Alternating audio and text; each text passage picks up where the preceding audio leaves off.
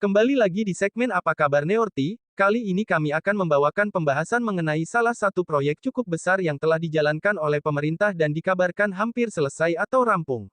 Proyek yang dimaksud adalah pembangunan kawasan wisata Komodo di Pulau Rinca di Labuan Bajo, atau yang banyak orang sebut saat ini yaitu sebagai Jurassic Park-nya Indonesia. Seperti yang diketahui bersama bahwa proyek ini telah dimulai sejak lama dan telah mendapat dukungan dari Presiden Joko Widodo. Pada saat awal pembangunan memang banyak sekali muncul polemik yang datang dari masyarakat dan juga para peneliti, termasuk dari tim observasi di luar negeri. Polemik ini muncul dikarenakan banyaknya informasi yang tidak tepat yang tersebar ke publik bahkan sampai ke luar negeri. Pembangunan kawasan wisata ini pada awalnya dianggap seperti pembangunan Jurassic Park yang mirip dengan di film-film barat.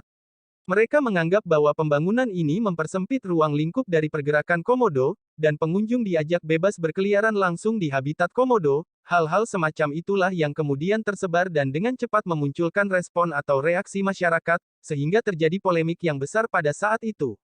Bahkan pada saat awal pembangunan beberapa organisasi observasi luar negeri dan tim dari UNESCO meminta untuk proyek Jurassic Park itu dihentikan, karena mereka menganggap hal tersebut hanya akan mengganggu keberlangsungan komodo dan juga akan banyak kerusakan alam sekitar akibat pembangunan yang membuat komodo stres karena habitatnya rusak.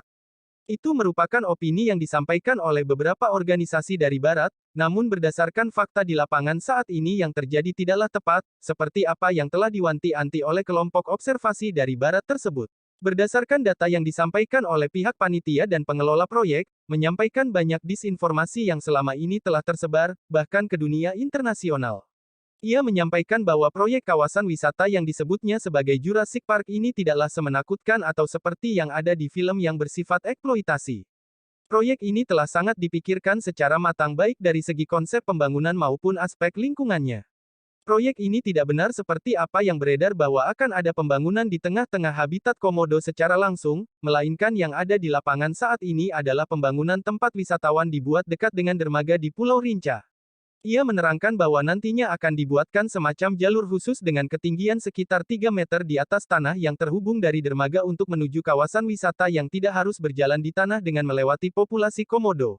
Jalur ini juga sengaja dibangun menghindari tempat atau sarang bagi komodo, namun masih dapat melihat pemandangan komodo karena jarak pandangnya yang cukup tinggi dan cukup luas, sehingga tidak akan menimbulkan gangguan seperti apa yang disampaikan dan beredar dari dulu.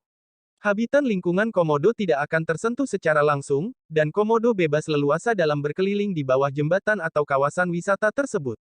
Dalam pembangunan tersebut disampaikan akan dibuat juga beberapa rumah tradisional dan dibuatkan satu museum untuk pengenalan mengenai komodo lebih detail.